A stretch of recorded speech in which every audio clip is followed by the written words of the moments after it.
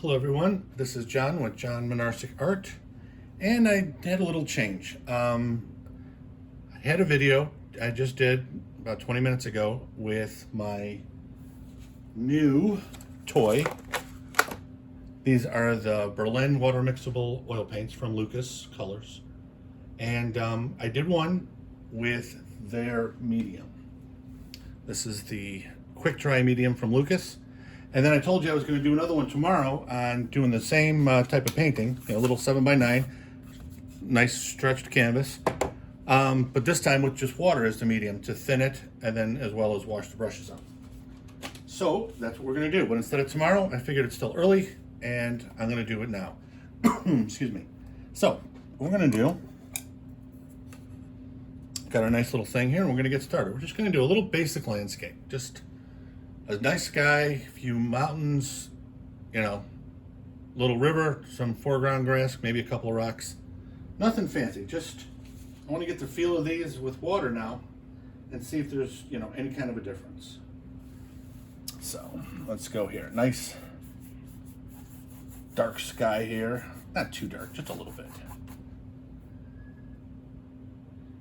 And I still got the same colors out that I did before, so it's going to be a little bit of muddy with some areas. That's not really what I'm concerned about. I just want to see how they work.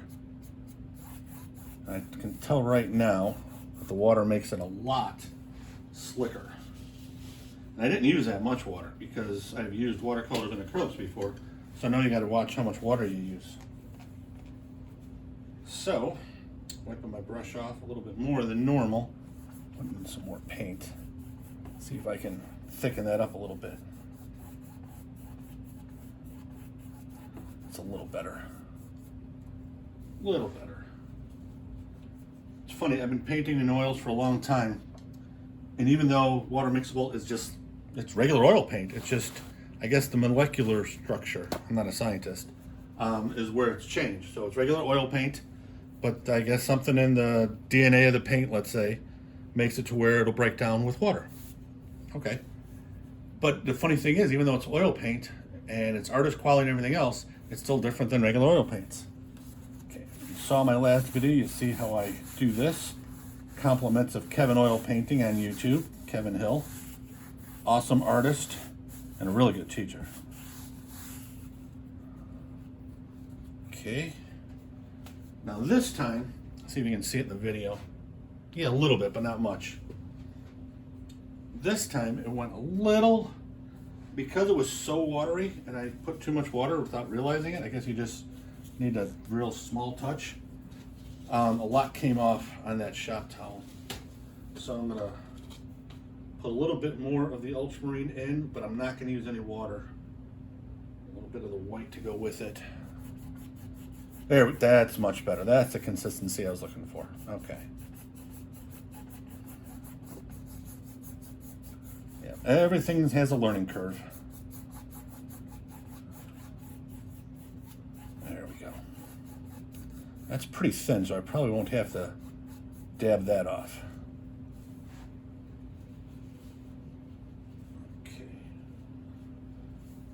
Okay, so I'm going to take my fan brush, and I'm learning from my mistake here, and I'm going to dry this off even more.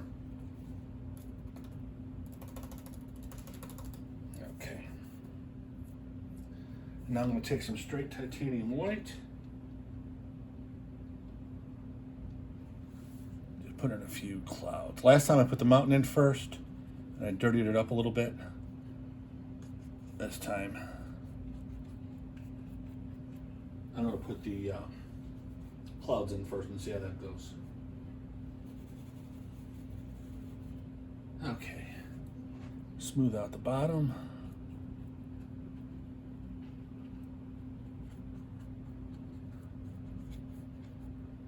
Okay, and just a little crisscross strokes. Just caressing the paint. There we go. Nice little wispy stuff. Nothing major. Okay, so the next thing we're going to do, take the flat brush. These Artisian brushes I do like. I used them for the first painting, and then I just washed them with soap and water between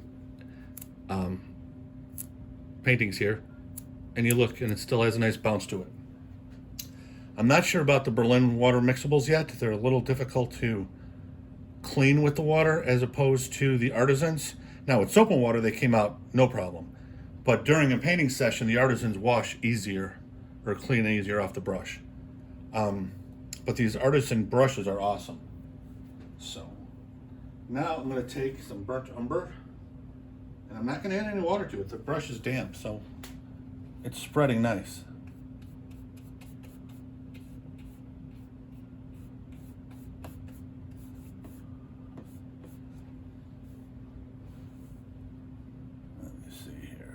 Nice and dark. Like I said, I'm just doing some basic landscape painting 101 type of things here. Just want to get the feel for these paints. And basically what I want to do is I want to see if I'm going to keep buying the Berlins or if I'm going to stick with the Artisans. But I do know I want to stick with water mixable oils. I do like the way they are turning out. I don't know if I'm going to do them on my linens yet. I got to get better at them and figure out what I'm doing. But as for right now, I think they're definitely going to be in my future. But like I said, before I put them on my linen canvases, I want to get much better with them. Because right now I'm still learning the different ways to use them and clean them. Okay. So now, I am going to dab this a little bit. I did put that paint on thick. I don't need it completely. I do need it. Oh yeah, that's coming off nice. See, the thing about this, and this is what I learned from Kevin Hill oil painting, and I never did this before, and I struggled with highlights badly. And Bob Ross, God rest his soul, I don't know if it was the type of paint he used or just the fact that he painted a million paintings in his lifetime. No matter how thick his paint was, it always seemed like he was able to get those highlights on perfectly. Okay? Now I know on his mountains he used his big 2-inch brush to kind of thin everything out.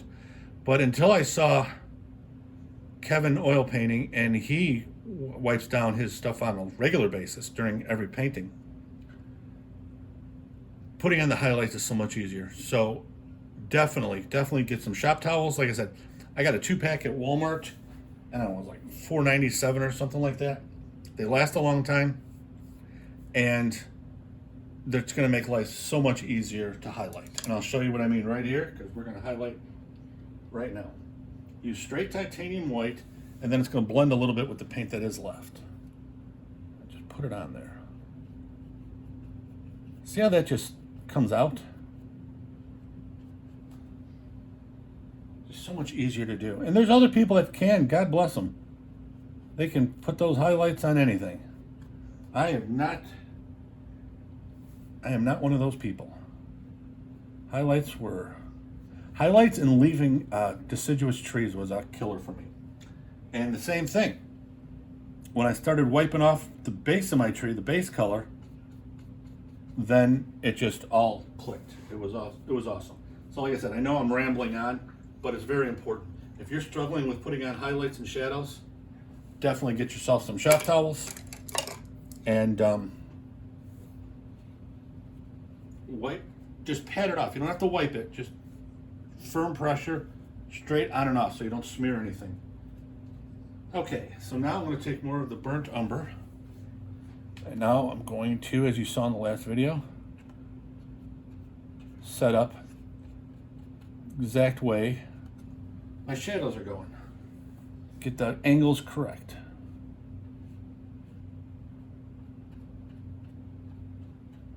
And then one last time we'll put highlight on top of this, and then it'll look real nice. And the thing of it is, you can do this with any colors. You know, if you had, black mountains with, snow caps or whatever, it'll work the same way. So it doesn't matter. You can have green with the, real light green, yellow highlights. Doesn't matter. And this, I just started doing on my own. I never saw anybody do it. I'm sure people have. But basically my highlights for my mountains are 3 steps. the initial highlight, the putting in of the correct angles for the shadow, and then putting on the final brightest highlight. And it's worth that little extra step.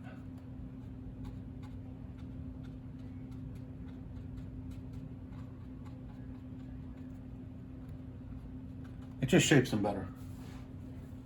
Okay.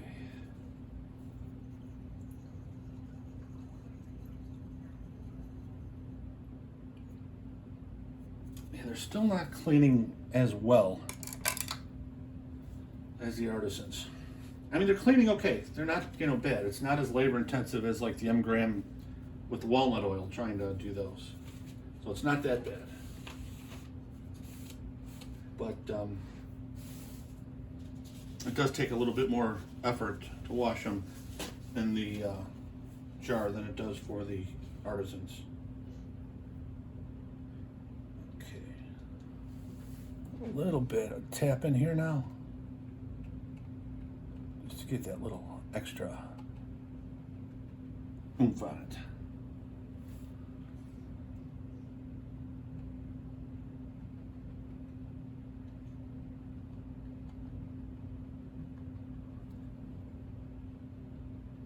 And right now I'm just using one, because these are small and it's a big brush, fan brush. I'm just using 1/2 of the brush. If I used the whole one, I'd be all over the place.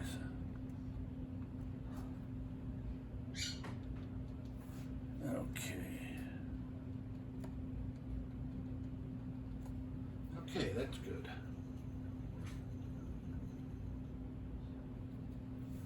Now I'm going to take a flat brush and just clean up some corners that I messed up. Not even putting paint on it, just cleaning up some edges.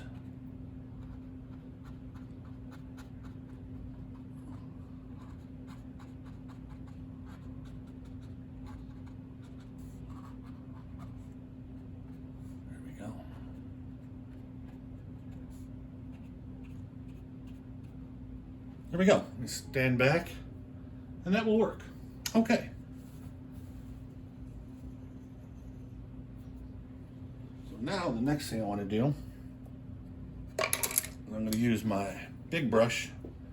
What is this? Number 10 short flat, they call it. I didn't even know they had such a thing until I looked. I thought this was a bright for a while until I actually read it. Okay, so I'm going to use yellow ochre and brown. Well, actually, burnt umber, but it's close enough. I know this is the same type of color that I was using for the mountains themselves. So you're saying, John, they look the same. How do I know it's what? You'll see.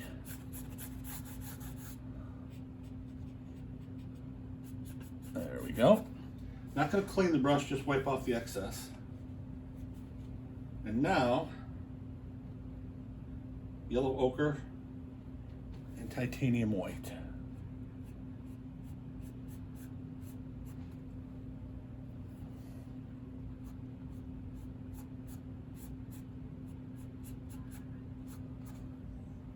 A little bit more white. There we go. And now, the last part to make it shine. And this is our cad yellow hue. It's got a little orange look to it, but it really comes good for this. Okay. I know you're thinking, boy, that don't look so nice. And you're right. Most paintings, if you're new to painting, one of the things you need to understand right now, most paintings aren't going to look good until the end. Rarely does a painting while you're painting it look good. There's always, I forget who the artist was, it was a woman, she was a gifted artist, and she said there's always that awkward stage during a painting, and she's right.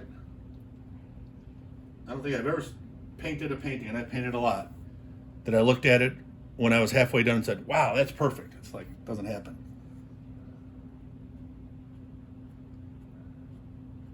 Now I'm adding my ultramarine blue, and with that top layer of yellow, now I've got a nice green foothill.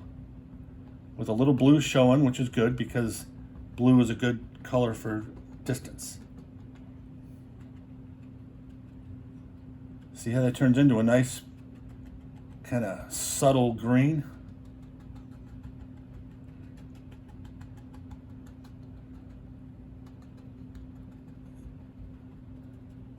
There we go.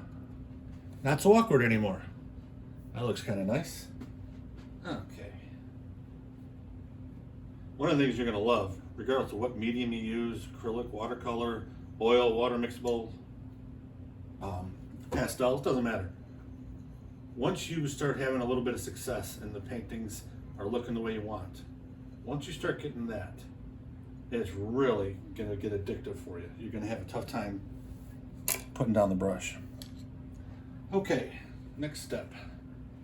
I want to establish our river. Now, look at all this brown in the mountain and in this mid-ground part of the painting. I've got a dirty brush with some blue on one side and some brown on the other because I use this brush for that. I'm not washing the brush. I cleaned off the big bulky paint with a paper towel, but I'm going to leave it. I want a little bit of brown and stuff in the water itself because that's what happens in real life. Water basically is the color of its surroundings. So we're going to take just a touch of water because I learned my lesson earlier in this painting. We're going to go with our ultramarine. I'm going to put a little bit of green in it.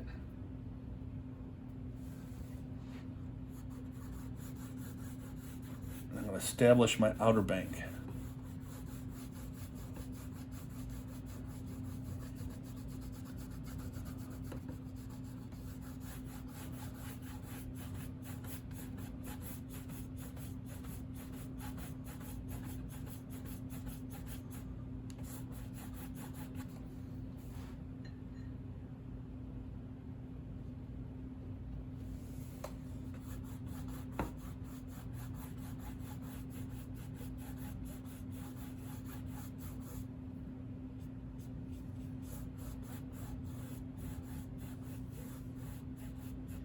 Doggone it, I barely put a touch of water on the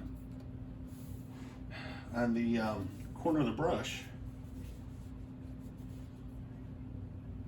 And already it looks like it's just too much running. Get a shop towel here and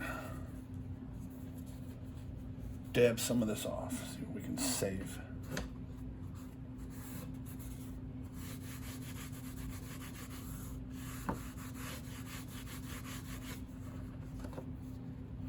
Yeah, look at all that. That came off. Doggone it. Tell you what, it was a lot easier using the medium, the last painting, than it is with the water. The water is really delicate as far as what you can and can't put on it.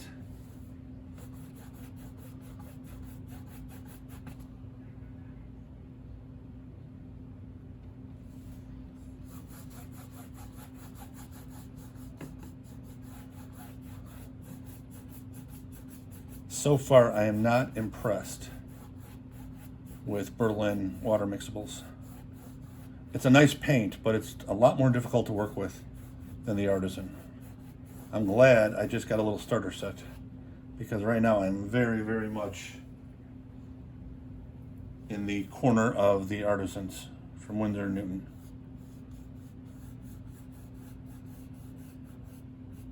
Okay, I got my outer bank established. Now I'm going to use the dirty brush with brown and green and everything in it. And I'm going to add a little bit of my cad yellow.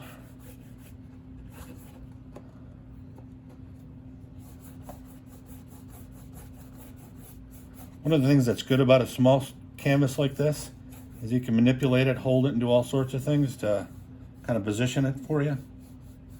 One of the bad things is it's hard to secure to an easel.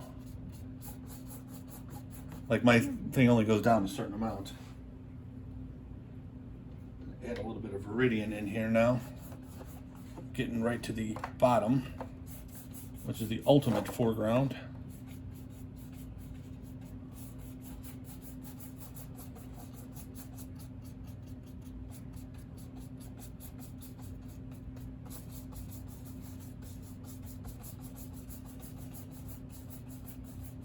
This is not using any water basically. Barely a splash, and most of it's just the moisture that was left on the brush.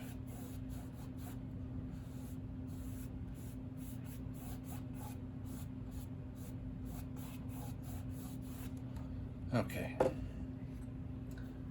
Now I am going to wipe this off, but not clean it. You've been hearing me say that a lot lately. Okay.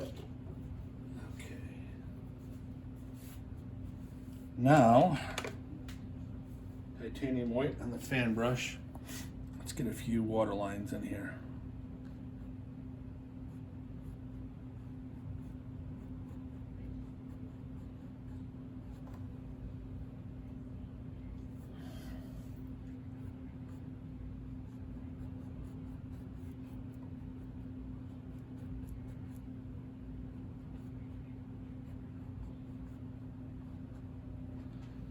I think that's all I'm going to do. Keep it nice and basic. There we go.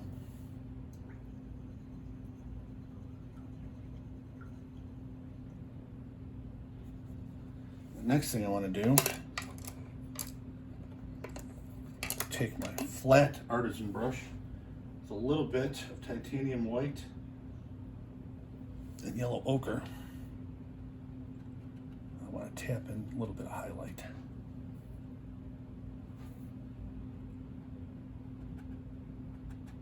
Just want to give it a little bit of, tie it to the midground up at the top. Excuse me, up here. I don't want it to look like it's just a separate band of brown over here. I just want to keep it together. There we go. That's better.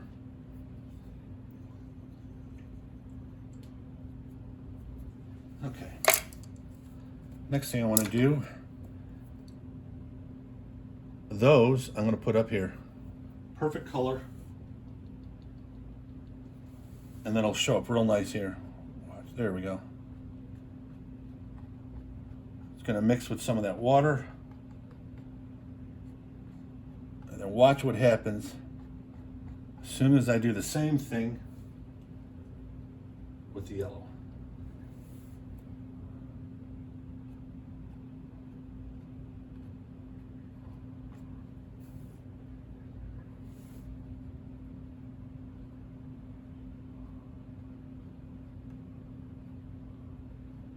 Blue and that yellow are mixing and making some beautiful greens.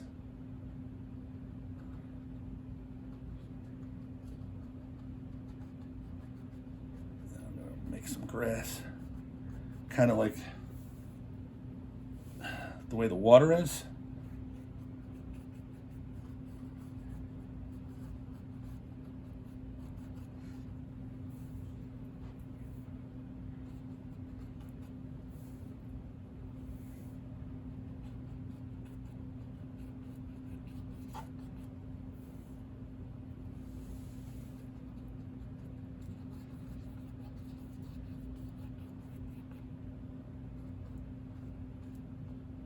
Okay.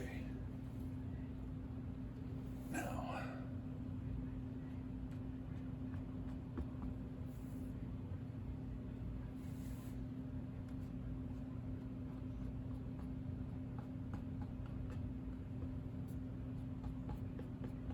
what I'm doing is the thicker paint that I put down like this, I'm using that plus a little bit of my ultramarine to have everything mixed together and have these big grasses.